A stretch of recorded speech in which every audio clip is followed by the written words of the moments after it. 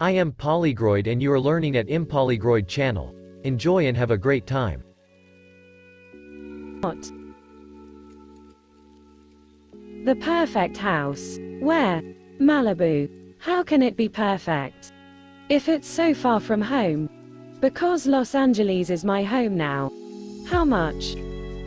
It's less expensive than the last place I told you about. But I have to put down a deposit today, or I will lose it to Michael Douglas. Who?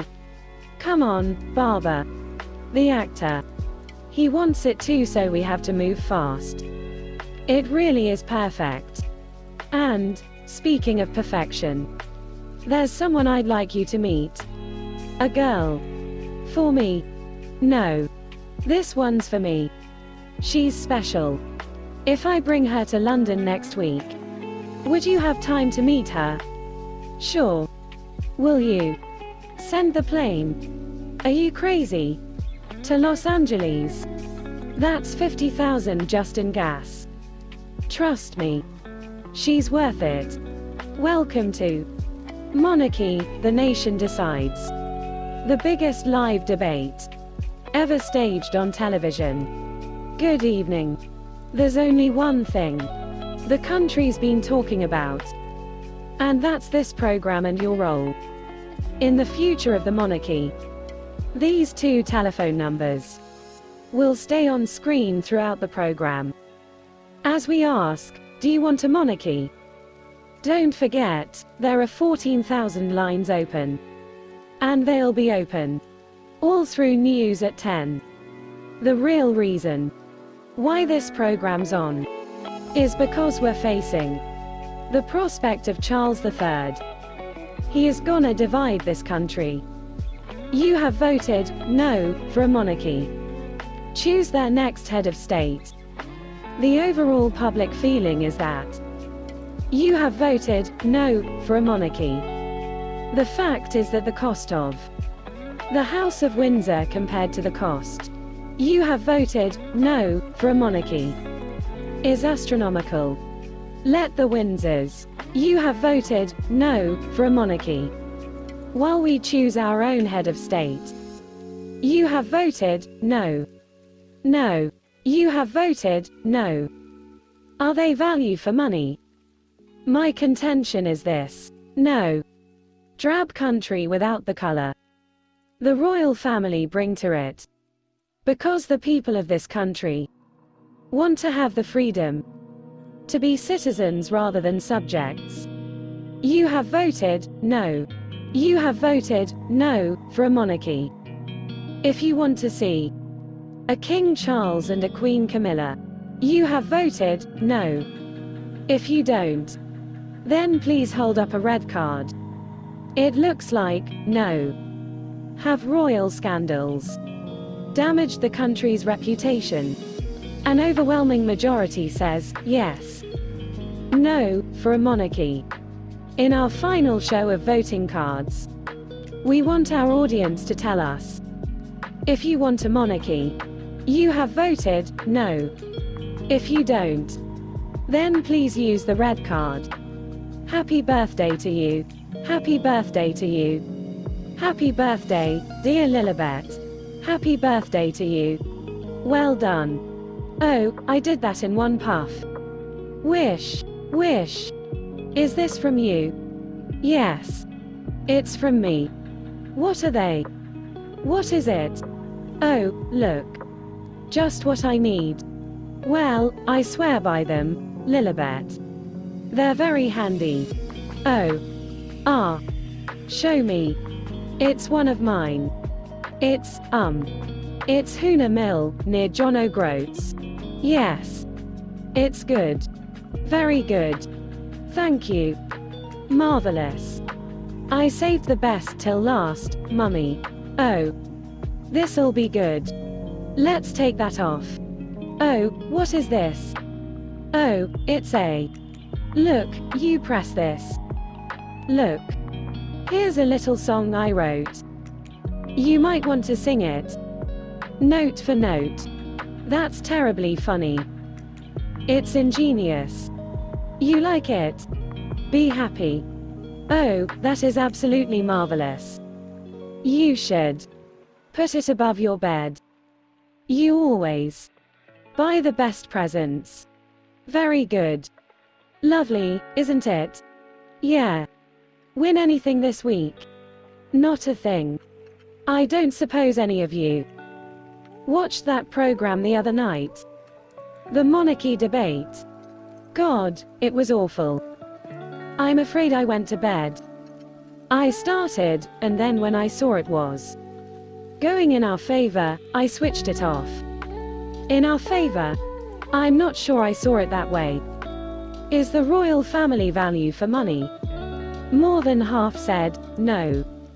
Can you name 3 useful things the royals do? 83% couldn't. Do you want a referendum to decide the future of the monarchy? 70% said, yes. Does anyone want King Charles III? 100% said, no. Oh, shame. You naughty boys. Now, with a general election in its wake, what are the polls predicting? A landslide for Mr. Blair and the Labour Party. So I think we can safely say that wholesale change is afoot. Speaking of wholesale change, what are we going to do about Hong Kong? The great Chinese takeaway? Granny. She didn't just say that. Why? Hong Kong's ours. The Chinese are taking it away. Taking it back. Philip and I are due to be in Canada on the day of the handover. They're suggesting Charles go to Hong Kong in our place. Hong Kong is clearly the more significant occasion. Shouldn't you be there? As sovereign, a monarch should never attend celebrations when a colony cuts ties. It's undignified. Like attending the wedding of someone you loved and trying to look happy for them. Been there, done that. You go to Canada, darling. Let Charles do Hong Kong. Hi. Oh my God. Okay. Time keeps on slippin'. Kelly, meet G4. G4, meet Kelly. Said I wanna fly like an eagle. Into the sea. Fly like an eagle. Let my spirit carry me. I wanna fly. You're telling me you had no idea your husband was robbing a bank at that time? No. I'm telling you, I was probably out shopping or, having lunch. You know, the things women like me do. Don't be frightened to play that last line a little sexier. Try again. Okay. No. I told you. I was probably out shopping. Or having lunch. You know. The things women like me do. Mrs. Farnham, I have no idea what women like you do. But your husband's looking at 15 years. Wait. How do I feel about that? She's angry. Sick of being betrayed. The anger is all in her next line. Okay. I am tired of being unwanted. Someone as gorgeous as you could never be unwanted. Wait, that's not the line. I just went off script. But it's how he truly feels. The character. Or you. We definitely made the right choice with these architects. Really think your dad'll pay for it? I hope so. But he can be hard to predict. What will make the difference? If he likes you. Well, that's pressure. But he will like you. What's not to like? You said he likes Scandi girls. You could be Scandinavian. I'm from Kentucky. You could. They're asking for 3 days. Including travel. Hong Kong's a long way to go. For 3 days. Unless Mrs. Parker bowls and I combine it with a short holiday afterwards. On Britannia. Which is her final voyage. We could invite some friends. Leave it with me, sir. Might it not also be an opportunity for me to meet with Mr. Blair? Why would he be in Hong Kong? As British Prime Minister, he's got to win the election first. I know, but surely that's just a question of how big his majority will be. True. And I've always felt there could be a productive alliance there. Two men of a similar age, both committed and impatient for change. I'll speak to his people. Table 4. 2 lobster salads. 1 saddle of lamb, 1 chicken supreme. Yes, chef. Right, service, please. Table 16. Sir. Madam. Thank you. Salmon. Lovely. Thank you. And steak. So, what do you think? She's cute. Yes, she is. Isn't it enough just to fuck her? What do you want me to say? Maybe. How happy you are for me. But I'm not happy for you or for me. Is it a bad sign? They're speaking Arabic to each other. No, they always do that. Does it bother you? I mean, it's a bit rude. You get used to it. Do you know her family? Of course. They're good people. But do they have money? Are they our equals? We have to be careful. Do you speak Arabic? At my age, it's hard. And anyway, most of the time, you don't need to speak the language to know what they're saying. And this Malibu house? Malibu. Malibu, Malibu. $10 million. Let me guess. She chose it. Actually, we both chose it. And what's the deal with all the sanitizing? Oh, you get used to that too. But I like clean hands on a man. Don't you? And I will pay you back every cent. How? With money I will earn. With movies I will make. I'll win you another Oscar. You'll see. Don't make me laugh. Recently, your company is a joke. Flop after flop, all bankrolled by me. I offer you other jobs. Directorships, serious things. And each time, you let me down. The one thing you have always had. A talent for is women.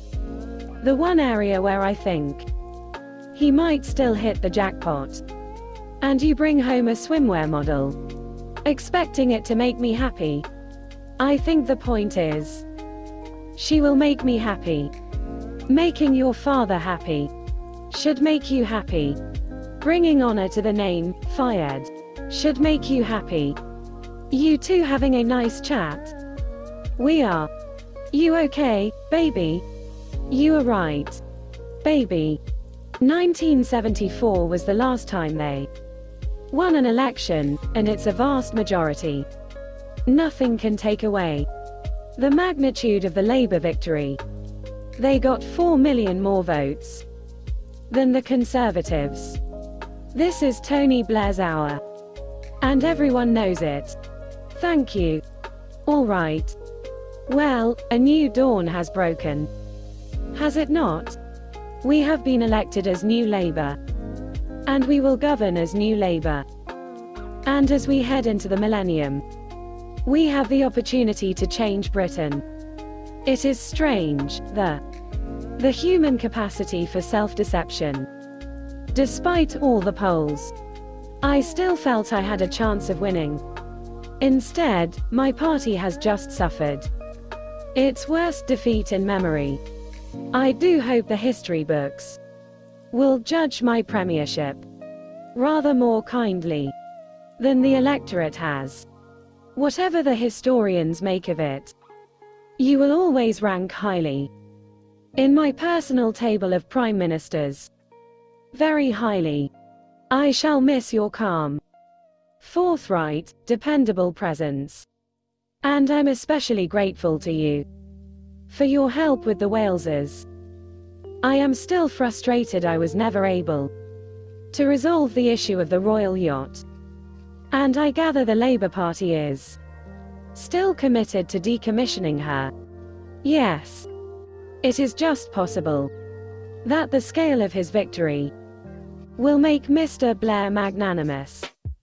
And I could try having a word through back channels, and I might be able to persuade his administration to keep her after all. That would mean the world to me. What do you make of him, Mr. Blair? Oh, I shouldn't have done that. Well, the oft-touted criticism is that his leadership style is a triumph of image over substance. Much attention is also paid to his age. 43, I checked. The youngest Prime Minister since Lord Liverpool in 1812. Whatever the criticisms, there's no denying his achievements. He's broken the stranglehold the unions had over his party, and made Labour electable again, which is no mean feat. And he has caught the mood of the country in a way that I clearly failed to do. Let's see. True statesmanship is not confined to a time in public office. And you're still a young man too. Your Majesty. One moment, darling. Congratulations. Thank you, John. It's a funny old business. One day, you're Prime Minister. Arguably the most, well, the second most important person in the country. And the next, you lose your job, your car, and you're evicted from your home. All before lunch. I left a note for you on your desk. Good luck. The Prime Minister, Your Majesty. Your Majesty. Prime Minister. The new Prime Minister came to see me today. So, how are you settling in? After some polite chit-chat, I brought up the royal yacht Britannia, hoping for a last-minute reprieve. And he offered a new idea. A brand new yacht. But not paid for by the government. What? How, then? By private finance. At a cost of some £65 million. Which means that whichever individual or company pays for it would own the yacht and lease it back to the government whenever the royal family required its use. What, like a rental? Like Avis. Actually, it's not that unusual. In the modern, commercial world, that's what they do. For shipping containers and oil tankers. Britannia isn't a shipping container. She's a royal yacht. And a symbolic representation of your mother. So, what are they suggesting? That, HMY Britannia, sponsored by McVitie's Biscuits, be emblazoned on the side. They're suggesting the yacht would no longer be Britannia. She would have a new name. Go on. New Britain. I rather like it. Wait, wasn't that Blair's political slogan? Yes. Oh, come on. Next they'll want his grinning face on the side with a big red rosette.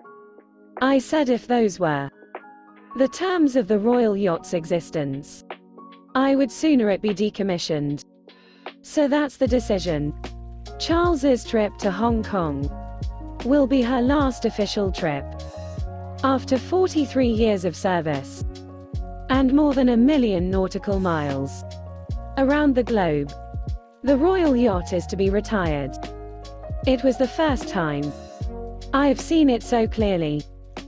The toll that the past few years have taken on her, and her distress or her grief. It was not for the royal yacht, nor her precious memories. It was for herself, and the institution she represents. Like she felt she was being decommissioned. In which case, you must be ready, sir. And the country must start to prepare for you as the future. To that end, I had a look at the itinerary. And I've managed to find some time for you to meet with the Prime Minister, one-on-one on the royal yacht. I also identified 1 or 2 places in the speech that Buckingham Palace has sent for you to read out at the farewell ceremony, just to tweak it a bit, just to give it a bit more of your voice. The only thing I haven't been able to change is, business class seats. The politicians. Foreign Secretary Robin Cook, former Foreign Secretary Douglas Hurd, and former Prime Minister Edward Heath are all going first class. And the heir to the throne is in business. Afraid so. Doesn't that tell you everything? You're going to have to be very brave. But I promise you, you'll survive. I'll talk to him. I'm not gonna ask you. There you are. I mean, the excitement is being in a position to actually do this stuff. Prince Charles flew into Hong Kong today as the final countdown to the handover begins. The Foreign Secretary, Robin Cook, criticized China's plans to send in troops. Hours after the handover, Dodi called me today to tell me he paid a deposit on the house in Malibu. Good. Be happy for him. But what if he actually proposes to this girl? Then we will give him a magnificent wedding in Paris, with the reception at the Ritz, or in Scotland, in your castle. My firstborn son marrying a model. That's all I was. You were so much more than a model. You were a socialite. I'm feeling a bit gloomy this evening. I don't want to spoil your night. No, you will spoil it only by not coming. Just one course. 20 minutes. All right. All right. I thought after the divorce I'd be this happy, smiley thing again. But I'm more glum than ever. It's Camilla's 50th birthday coming up. Charles wants to throw her a big party at Highgrove. I don't want to be in the country for that. Where to go? I had plans to take the boys to America for a summer holiday, but that was shut down for security reasons, so why don't you come to Saint-Tropez with us? Please. No, I wouldn't inflict all this on you. Clear off. Get out. Go on, get out of here. Clear off. Get out of here. My bodyguards are all special forces. So you will be fine. For the boys, there will be speedboats and jet skis, and movies and burgers and French fries. For you, there will be sunshine, and shopping, and a big, new yacht, and a helicopter and a plane to get you there. You will think it's all very Egyptian and vulgar, but you will love it. So, promise me you will think about it. Your Excellency, Prime Minister. Ladies and gentlemen, I've been asked by Her Majesty the Queen to read the following message. 5 hours from now, the Union flag will be lowered. The flag of China will fly over Hong Kong. And more than a century and a half of British administration will have come to an end. And now the people of Hong Kong can look to a new future as the old certainties give way. I feel hopeful. Hong Kong's unique character and spirit will be a lesson to the world of independence and progress. This strong sense of identity, this deep commitment to its own way of doing things, has been the engine of Hong Kong's spectacular success. By preserving these liberties, we are not merely protecting a people's way of life, we are inviting the world to learn from their example. I wish you all a successful transition and a prosperous and peaceful future. The Prime Minister. Your Royal Highness. Prime Minister, I'm so grateful to you for making the time. Your Royal Highness. Look at you. The first Prime Minister young enough to be the Queen's son.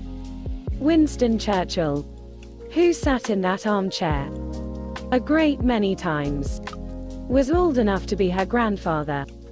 Anthony Eden, Harold Macmillan, her father. Wilson and Heath, her husbands. Mrs. Thatcher, her twin sister. And you, her son. Which I suppose, by extension, would make us brothers. Yes. Two men of the same age and generation. And, hopefully, of a similar mindset. And I want to say, if this meeting is about the decommissioning of the yacht, I want you to know, especially in light of having been shown around her today, how bad I feel. Why? Well, please. I suppose I wasn't prepared for how striking she'd be up close. Or how remarkable the sense of tradition is that you get aboard her, or I suppose it almost makes one regret the decision to get rid of her. Really? And here am I, thinking the opposite. The very thing that has brought us to Hong Kong has made clear that there's no point clinging to the past. We must be excited by the future. And what an example you've set with your party. You've taken a rusty, old socialist tractor and turned it into a gleaming, modern sports car. And look how the public has responded. I hope so.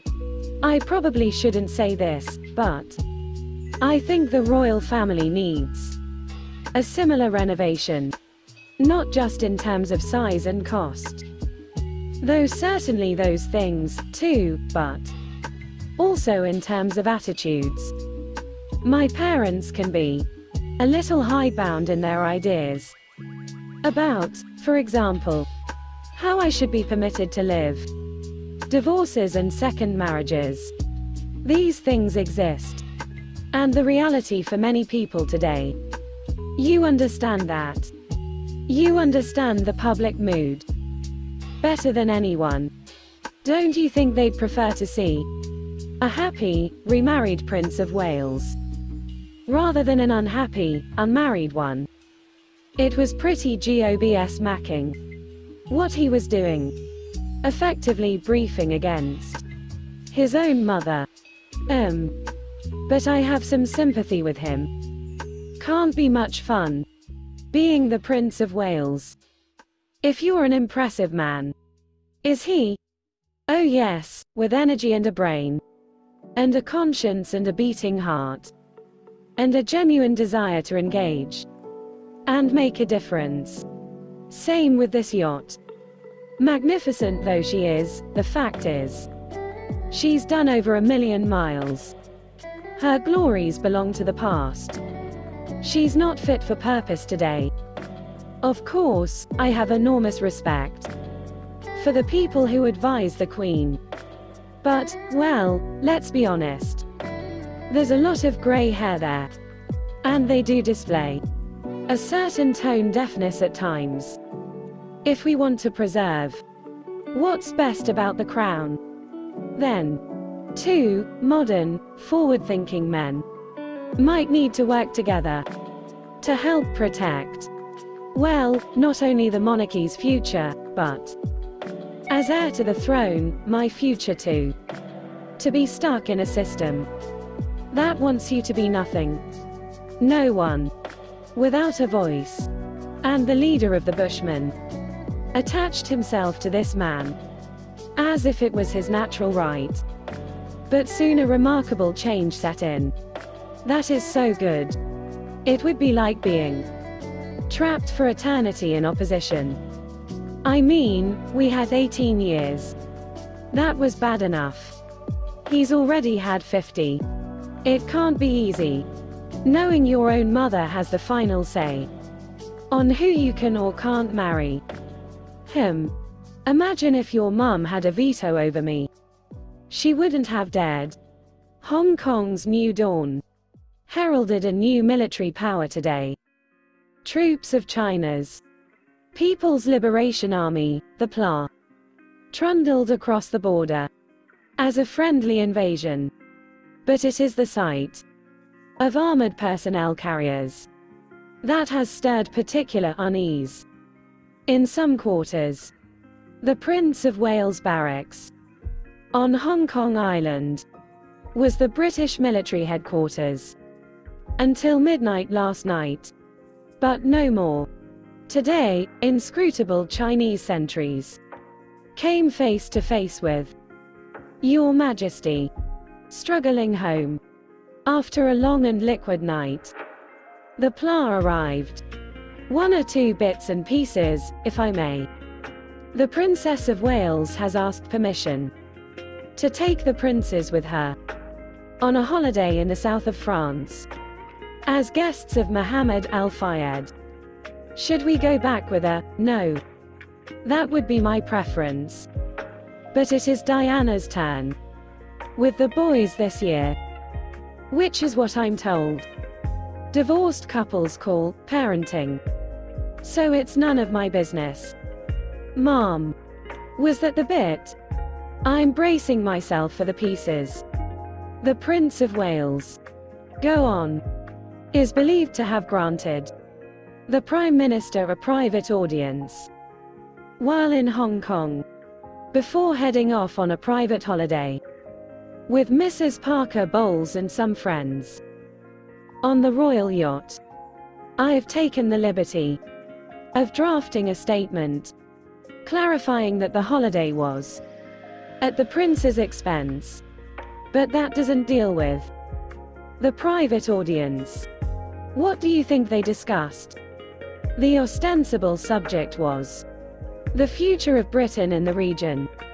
Will you ask the Prince of Wales to come and see me as soon as he has a moment? Mom. And before she is decommissioned. Do you think I might be allowed to say my own private farewell to Britannia? Of course.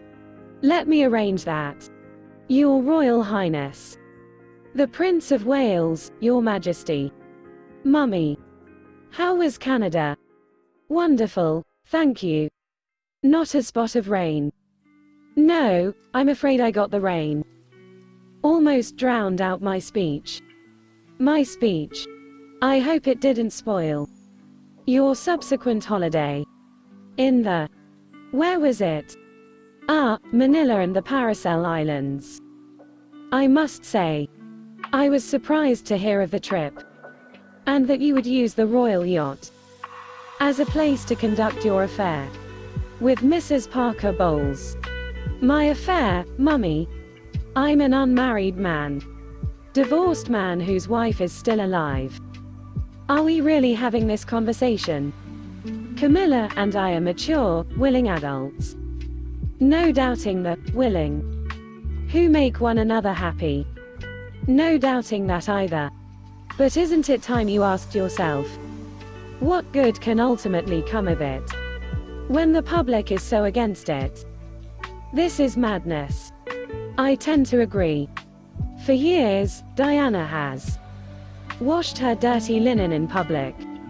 She's thrown endless grenades over the palace gates trying to blow us all up. And throughout this, Camilla has remained a model of discretion and decency and dignity. And yet you save your most bitter condemnation for her. The Prime Minister. Ah yes, the Prime Minister. A young man who understands the public better than anyone. Told me that what they want is a happy heir to the throne, whose private life reflects the world as they see it. I don't want to get drawn on Mr. Blair, or whether he understands the people better than me or not. I'd say he does. But I do want to make clear that the only person in this family to have a direct relationship with the First Minister is the sovereign, which will one day be me. One day. But not yet. When? You should know the answer better than anyone. Because, God willing, you will one day take the oath yourself. This job is for life. Let's hope there's still an institution for me to take the oath for. I don't think it's my behavior that's threatening its survival. Isn't it? It hasn't been on my watch that there's been a complete breakdown of authority. That a program on national televisions made such a mockery of us. The vote, as I understand it, went comfortably in our favor. Less in yours. In Hong Kong, I saw how easy it is to dispose of us. Buildings renamed. Your head removed from the stamps. 150 years of living under the crown. They couldn't have been shot of us more quickly. That's what happens when we fail to move with the times. You can't be blamed for living a long life. Thank you. But you have to accept that your values were shaped by Queen Mary. Yes. Proud of it. Hers by Queen Victoria. Proud of that too. I'm just worried, Mummy, that if we continue to hold on to these Victorian notions of how the monarchy should look, how it should feel, then the world will move on. And those who come after you will be left with nothing. Your Majesty, I love you.